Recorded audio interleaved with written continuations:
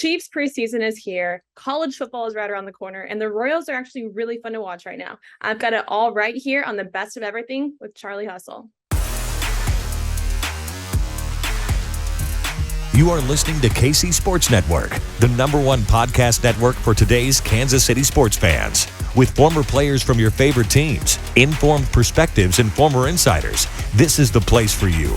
You can find us wherever you listen to podcasts or on our YouTube channel, all over social media, or our morning newsletter, KCSN Daily, dedicated to your Kansas City Chiefs. KC Sports Network is proudly presented by Emprise Bank, your partner in possible.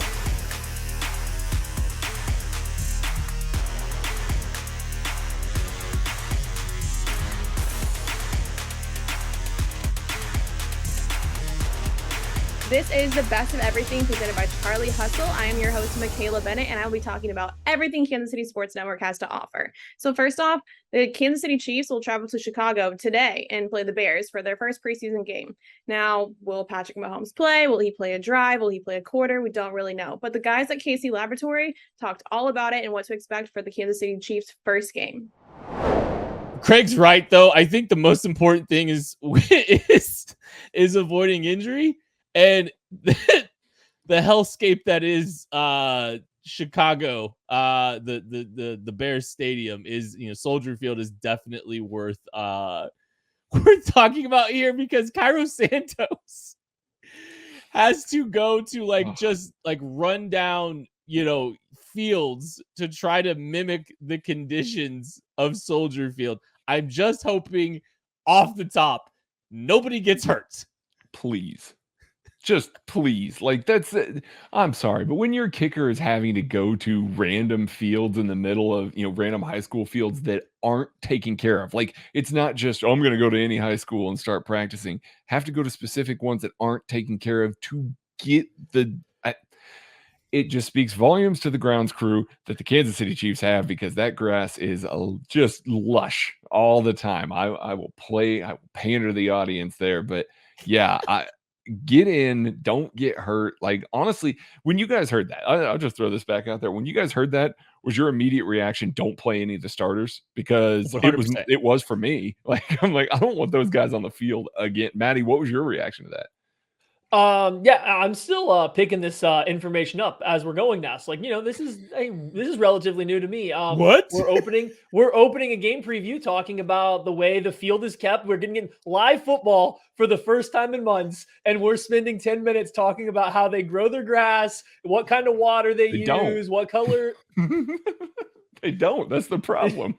This is how we're opening the first game preview. Okay, yeah, you know what? We might as well just, not play any starters. Keep the second stringers off too. Let's just match the field conditions. Let's only play the reserves of the reserves. Nobody that's going to make the 53 should play in this particular game, because we are starting this bad boy off on a heater. Do we think Patrick Mahomes plays? Yes. Yes or no, Maddie? Yes. Yeah, I think he gets a drive. I think he does too. Yeah, I think Andy's not going to change. Andy's not going to change it because of this. Andy's not going to change what he would normally do. So go back and look at what he did last year.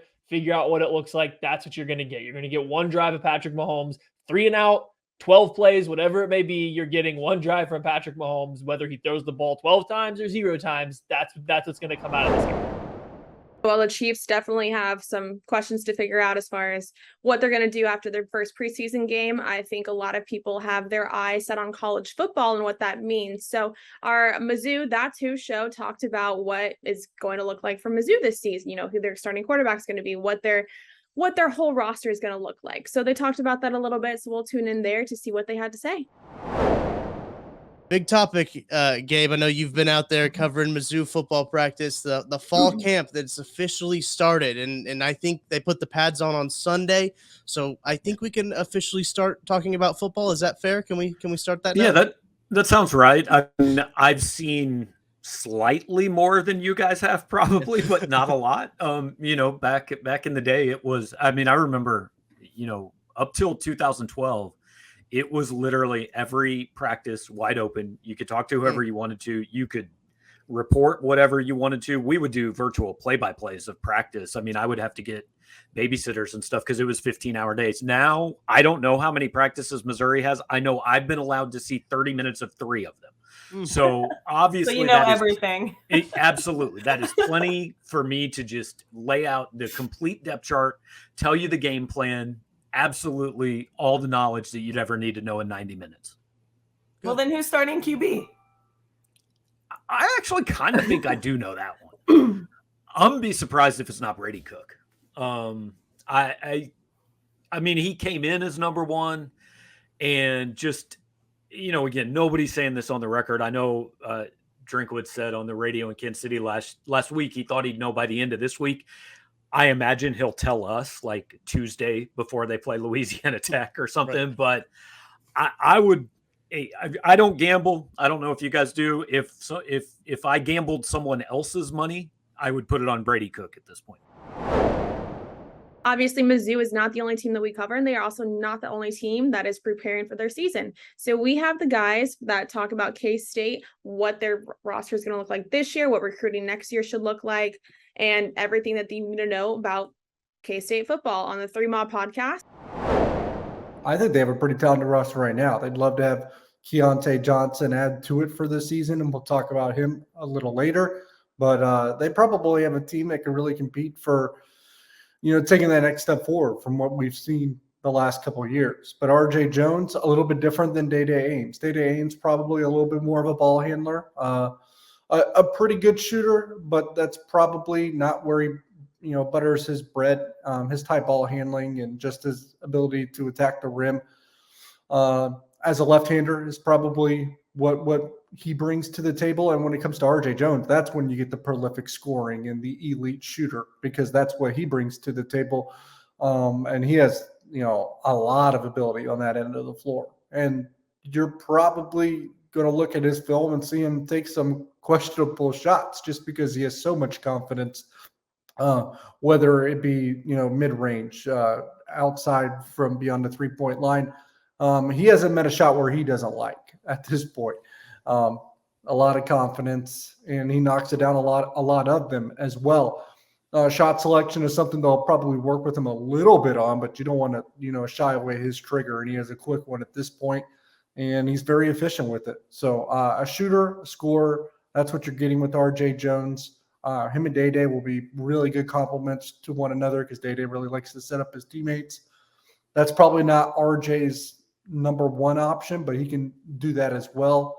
A really good combination when you blend the two together, and they're probably not done. Are they done at guard? We'll find out.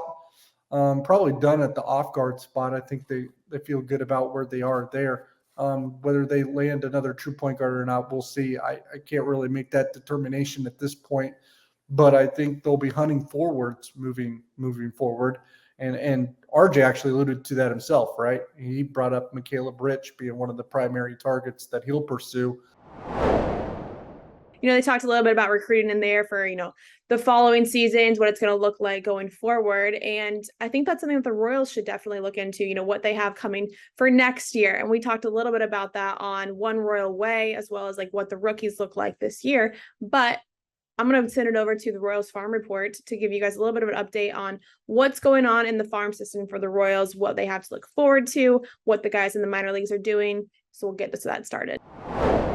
Down in Columbia, the low A Columbia Fireflies, the pitching staff is starting to become more and more intriguing. And I find myself every night, the way I watch minor league baseball generally is, what pitching matchup am I most interested in? Is there a starter I'd really like to see? Is there a starter on the other team I'd like to see our hitting prospects go against? And every single night, I find myself wanting to tune in to watch Columbia. They're struggling. The offense is still a lot of really young guys who aren't coming around, but the pitching staff has been outstanding. Shane Panzini this week made 2 starts. In those 2 starts, he made a combined 8 innings with 10 hits, 6 walks, 7 strikeouts, and 5 earned runs.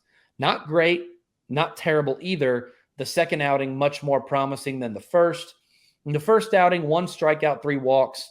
It looks to me like Panzini and Caderna both are trying to pitch more to contact than they are learn to strike guys out and learning to be power pitchers. Not a fan. I would much rather see Panzini and Cadorna both go after guys and try to strike them out and try to be dominant, try to be powerful. But that may not be the intention. Like, just because it's our perceived intention, the hardest part about minor league baseball is we don't get a press conference with the coach and the pitching coach and the pitchers after every single start. So Ben Cadorna, who I was just referencing, his start this week, 5 1/3 innings. He only allowed 3 runs, but he got 1 strikeout to 4 walks. Frank Mazzucato walked 3 in 5 innings of work. Ben Hernandez walked a couple in 4 innings, although Ben Hernandez also had 7 strikeouts. Yeah. It just seems like control is continually being an issue that we talk about with pitchers at every level. Although the stuff at low A is outstanding. Luinder Avila had a decent start, struck out 6 in 4 innings. I do want to talk about Jonathan. I don't know if it's Jonathan or if there's a different way you pronounce it. I need to figure that out. Jonathan Bernal, he was signed by Toronto out of Mexico at the age of 17. He is now 20 years old. He was the return in the Foster Griffin trade. He relieved Frank Mazzucato the other night. 4 innings of scoreless ball, 1 walk, 7 Ks. The pitching staff down there has been phenomenal. You know, talking about the Royals, BJ Kissel sat down with Joel Goldberg this week to talk about his experience broadcasting, how he got to where he is so far in his career, and what it's like to cover the Royals. So he talks a little bit about, you know, the ups and downs of covering a team that doesn't exactly have the best record. So we'll go over to that one and see what Joel has to say. You see him as that guy that you kind of work with a little bit. You see him in the locker room, you get to know their personalities a little bit. And over time, I got to see guys are more comfortable when I was around, and they could just kind of show their personalities a little bit. And then you have the pressure of my job is to kind of portray this story and this, give this perspective that people can't find in a lot of places. That's because right. Similar with Royals, similar with Chiefs, is that everybody can watch a game and have an opinion on what was good, what was bad. That's so much of content nowadays, but there are very few people that have the access and the perspective and the relationships to be able to give fans that insight that they can't find anywhere else, and be able to do that well. And the people who take pride in it, it's easy to see with you, not only just the ability to do it, but the way that when you do the interviews with the players, that their guard is down, and you can see it post game when you do the stuff. It's just they're easy, they're comfortable around you, and that's a nuance that I don't think people should take for granted when they're watching you do what you do, and you've been doing it for so long. And I want to ask this question now because when I was with the Chiefs, they were good from the moment I first got there. I got there in 2014, Andy Reid's second year. They were already going to be pretty good. They were good the time I was there. You've seen downs and ups, and you've seen the whole and back to downs. Yeah, I was going to say getting through it or getting back to it right now, because they've got some young talent. There's a lot of reasons to be excited. But what's been the hardest part since you first joined there, of just in general your job as it relates to connecting fans with the stories? Yeah, it's not really so much the losses. I mean, I think that a lot of people, based on the people that I hear from, friends, family, whatever it is, that'll start to check on my well-being. And my partner, Jeff Montgomery, gets the same thing. And I try to remind everybody, they're paying me to talk about baseball. Like, it's always easier when a team's winning. But let's not make this out to sound like I've got a rough life because a team is losing. Yeah. Hey, how you do? Even my mom, she stopped eventually over the years, but sorry about the loss. Like, that one I never get. Like, hey, sorry that they lost. Like, look, I wish they won, but I'm going to go home and sleep okay. Obviously, Joel has had a long career so far in Kansas City, and a lot of ups and downs, and people don't really understand what it's like to be a broadcaster for a team that doesn't necessarily have the best games to cover. But the Royals right now are super fun to watch, so I'm sure he's enjoying his job a lot right now. There's a lot to look forward to for the Royals for the next few years. But another one of our shows that we have, Beyond the Game, they sat down with Coach Bobby April, Lamonte Winston, and they talked about, their coaching experiences, what it was like to used to be in football, and like Joel said, just because he's, covering a team that it's bad day, it doesn't make his life bad. And that's something that the guys talked about in Beyond the Game, gratitude, and that you should be very thankful for where you are. And that's kind of what they explained on the show. So I'll let you guys tune into that. It was that gratitude, Yeah. Here through Coach April, And it's this gratitude. It's just, staying with gratitude. And, when you're grateful, you're thankful. Yeah, absolutely. Well, it's impossible to be grateful and bitter at the same time. You can only be one or the other. Right? Coach, did we get you back? I hope so. I don't know what happened. There you go. Oh, we got you. Hey, technology's not perfect. Well, no, I don't think it's on your end. I think we've been having a lot of thunderstorms here, and maybe somewhere in the weather, in the clouds, or something may have happened. Well, I can tell you, I don't miss any of that humidity down there. That's for sure. Well, we have it. I know. But like I said, I think the gratitude part was taught to me by my father. Yeah. And so I was very grateful, and that was a key asset to have when you're in anything, right? In any endeavor in life. If you have that, you've got a commodity that is precious. Yeah. And so, Coach, Lamont and I talked about this earlier on, but we're curious your thoughts. I mean, you were in those meetings for training camp. We like to talk about what the players are going through right now, and it's camp, which is just it's no fun. I don't care how much you love football. In my mind, it's just not the greatest, and it's stressful because there's 90 guys there, and only 53 are going to make it through. Can you talk, without names, but can you talk about some of the things you were in as far as how heated those meetings may get in terms of dealing with the players that are going to make the team, and how important special teams is in that equation? That's a really good question, because for in only the last, 4 or 5 years of my career, I had an assistant. So I spoke as a lone entity for that area. And probably came off looking really, really selfish to many of my coaching comrades, because I was fighting for that area. And in most cases, I was outnumbered, 5 to 1 on the 5-1 defense. And, so if there were people that I really wanted, but they didn't, I would try to make a convincing argument to the head coach, the general manager, about why this person was important. And I would, probably sometimes might not be as diplomatic as I should, but at the same time, if I didn't fight for that player that I felt was right, could make a difference. And again, if I was fighting for, I hope I didn't mess up by moving this phone. If I was fighting for a player, let's say at cornerback, I wasn't saying, let's keep this player and cut Rod Woodson. Exactly. You know what I'm saying? I mean, I wasn't trying to just destroy the whole team. I was talking about maybe with the 6th corner or the 5th corner. I think that's really important for the guys to point out, that just because you're advocating for one person doesn't mean that you are, cutting down another person at all. I think that's something that people really need to remember. And, looking into college football this year, on our show Booth Review, talking about the Kansas Jayhawks, Kent Swanson sat down with Scott Chasen, and they talked about the running back position.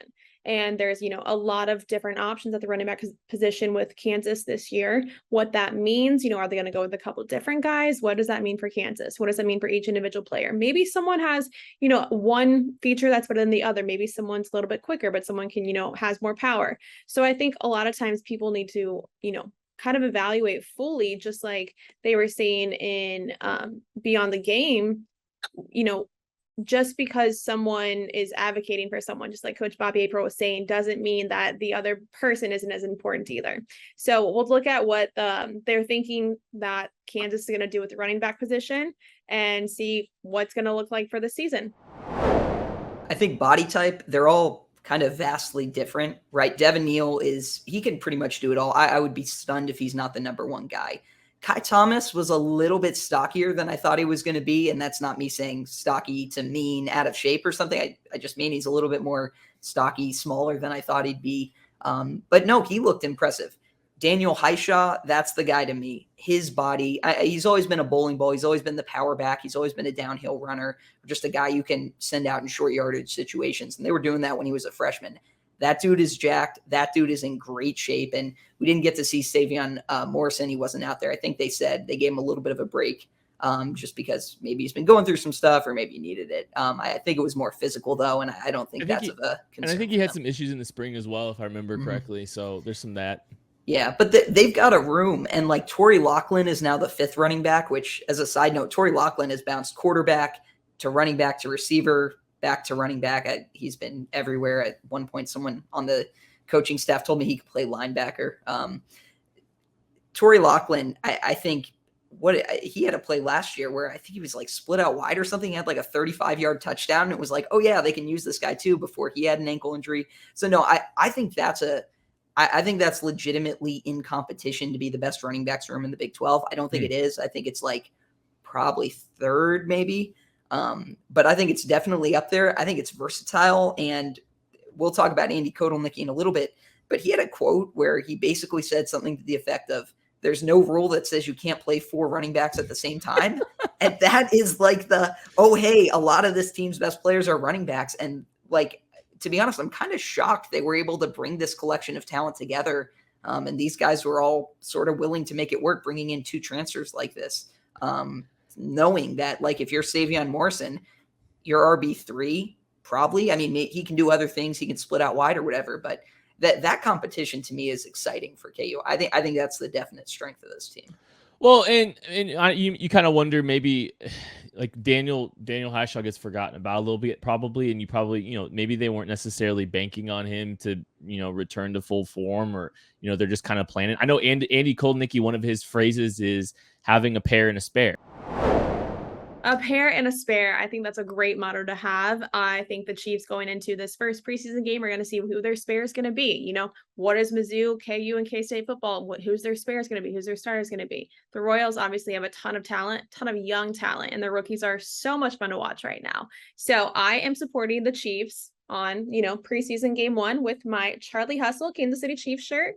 If you love this or any of the shirts that our hosts are wearing in any of these shows, you can get yours at Charlie Hustle. And it is an amazing brand, amazing quality. And once again, I'm Michaela Bennett, and this has been the best of everything that Kansas City Sports Network has to offer, presented by the one and only Charlie Hustle.